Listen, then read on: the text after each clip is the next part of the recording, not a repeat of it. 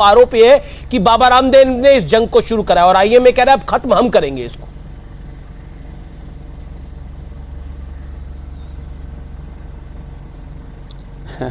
मैं तो अभी भी विनम्रता पूर्वक कह रहा हूं, साधु सन्यासी के मन में कोई दुराग्रह तो कतई नहीं होता, सत्याग्रह जरूर होता है। तो मैं इतना ही कहूंगा, जो एलोपैथी का सेक्टर है, उनका जो क्षेत्र है कि जो सर्जरी है और जो लाइफ सेविंग ड्रग वाले जो काम हैं वो उनको करने चाहिए।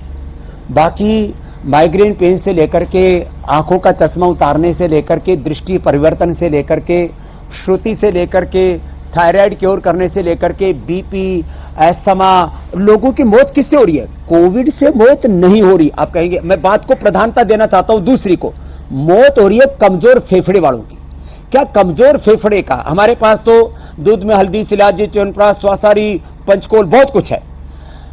क्या एलोपैथी में लंग को स्ट्रेंथन करने के लिए हमारे पास तो सर्वकल्प है, भूमि आंवला है, पुनर्नवा है, एलोवेरा है, विटेग्रास है, लिवोग्रिट है, लिवामृत है। क्या लीवर को, कमजोर जो लीवर है उसको रिकवर करने के लिए, आंतों की कमजोरी के लिए, पेनक्रियाज के बीटा सेल्स डीजनरेट उनको रीजनरेट करने के लिए, टाइप 2 टाइप 1 डायबिटीज के लिए, क्या एलोपैथी में नर्वस सिस्टम जब वीक हो जाए या इम्यूनिटी वीक हो जाए उसको रिकवर करने के लिए एक भी कोई ड्रग है?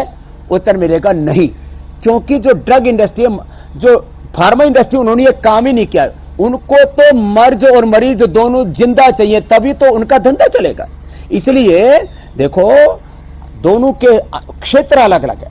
वो करते हैं कंट्रोल, हम करते हैं क्योर, और डंके की चोट पर करते हैं। आर पार की लड़ाई करके देखनी हो तो आकर के देख लो।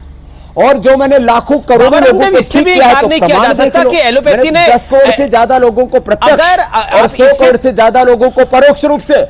बाबा रामदेव, आप आयुर्वेद महान है, लेकिन एलोपैथी ने भी कई लोगों का ट्रीटमेंट करा है। अब किसी को कैंसर हो जाए, किसी को ट्यूमर हो जाए, किसी को ब्रेन हैमरेज हो जाए, तो तत्काल रूप से ऑपरेशन करना पड़ता है रोकथाम के लिए। उसका इलाज आयुर्वेद में कैसे हो पाएगा तत्काल प्रभाव से? आदमी को हार्ट अटैक हो जाए तो मैं तो बोल ही रहा हूं, स्टंट डाल ले तो कैसे होगा? तो उसमें उसके लिए तो एलोपैथी जरूरी है। में लाखों करोड़ों लोगों की पूरी दुनिया में एलोपैथी ने जान बचाई है। इसलिए ये दो क्षेत्र मैंने विशुद्ध रूप से छोड़ रखे, कोई दुराग्रह नहीं, कोई हट नहीं, कोई दुर्भावना नहीं जी। तो ऐसे उनको भी तो दुर्भावना नहीं रखनी चाहिए। आयुर्वेद का, योग का, नेचुरोपैथी का, जो हमारे सनातन संस्कृति के आधारभूत तत्व, उनका उनको भी तो सम्मान करना चाहिए ना।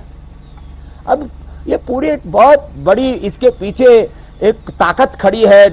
मैंने कहा ना, एक पूरी फार्मा इंडस्ट्री है, ड्रग माफिया पूरी दुनिया के अंदर। भाई चलिए, आईएमए का षड्यंत्र हो सकता है। पसंद है कि नीम गिलो, तुलसी से लोग स्वस्थ हो जाए, फूंक मार करके भस्त्रिका, कपालभाति, अनुलोम विलोम करके लोग ठीक हो जाए। बाबा, आईएमए का षड्यंत्र हो सकता है, आईएमए की दुर्भावना हो सकती है। आपके मन में वो नहीं था, लेकिन आपने बोल दिया।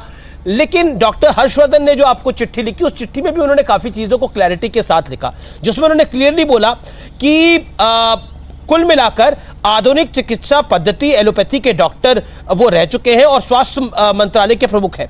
उन्होंने कहा कि जो डॉक्टर हर्षवर्धन ने बोला, उन्होंने भी आपको आपके बयान पर खेद जताने के लिए कहा। आप इसको कैसे लेते हैं? Doctor Harshvardhan, health minister of India. तो मैंने खेद जता दिया। देखो, डॉक्टर हर्षवर्धन जी के ऊपर भी अनावश्यक दबाव भी डालते रहते बीच बीच में। ये तो माने इन्हीं आईएमए के डॉक्टर्स ने कोरोना को कुंभ से जोड़ करके कहा कि Kumbh is the biggest spreader of corona. इन्होंने तो, इन आईएमए के डॉक्टरों ने मोदी जी की तुलना हिटलर से करके, इन्हीं डॉक्टरों ने भारत का किस तरह से अलग अलग क्षेत्रों में, मतलब इंडियन वेरिएंट को जो है वो मोदी वेरिएंट कह करके, मतलब इंडिया में जो कोरोना फैला उसको इंडियन वेरिएंट और मोदी वेरिएंट कह करके इन्हीं डॉक्टर्स में, आईएमए के डॉक्टर्स वालों ने, क्योंकि इसमें बहुत से लोग पॉलिटिकल हैं। और मैं एक बात कहता हूं, माना कि मैंने भी एक वक्त सत्ता और व्यवस्था परिवर्तन के लिए जन जागरण किया था, आप साक्षी रहे उस बात के। लेकिन मैं एक बात कहता हूं, मैं आज राजनीतिक रूप से न पक्ष में न विपक्ष में निष्पक्ष हूं। आईएमए के आप पूरा लिस्ट उठा करके देखो, इसके अंदर आपको 90% लोग पॉलिटिकल मिलेंगे, जो इनके पदाधिकारी आदि होते हैं।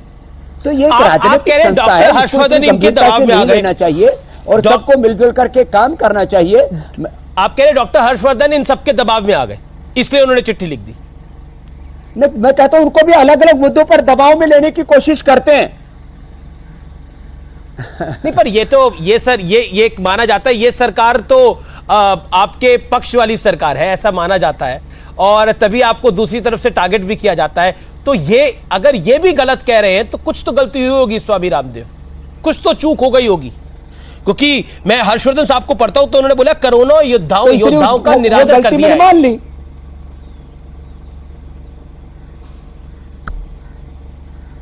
नहीं, देखो दरअसल क्या है, वो पूरी बात एक लाइन मेरा बयान निकाल दिया ना, उससे दिक्कत होगी। और मैंने कोई ऑफिशियल बयान नहीं दिया था, कार्यकर्ताओं के बीच में ऐसे बैठ करके बोल रहा था, किसी ने उसको फेसबुक लाइव कर दिया।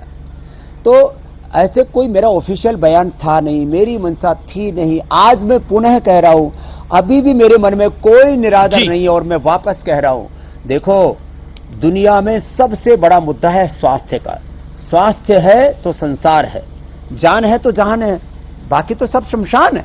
इसलिए जान को बचाने के लिए हमको योग को, आयुर्वेद को, नेचुरोपैथी को, जो हमारे सात्विक आध्यात्मिक अहिंसक जीवन पद्धति उसको अडॉप्ट करना चाहिए। जहां जरूरत है हम एलोपैथी से भी मदद लेनी चाहिए। घृणा तो हम अपने शत्रु से भी नहीं करते, एलोपैथी से घृणा करने का तो कोई प्रश्न ही नहीं है।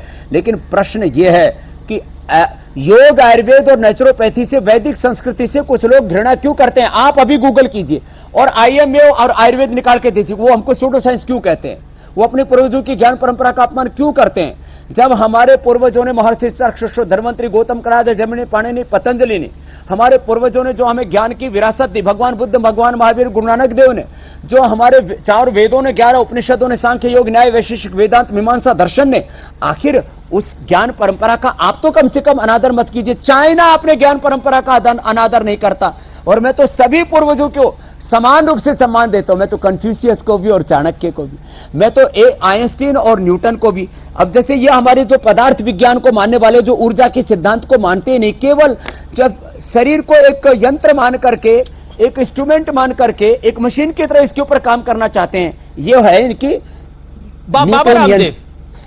क्योंकि आप आज जन अदालत में क्या होना चाहिए, मैं न्यूटन के साथ आइंस्टीन को भी मानता हूं, मैं डार्विन के साथ में लेमार्क को भी मानता हूं।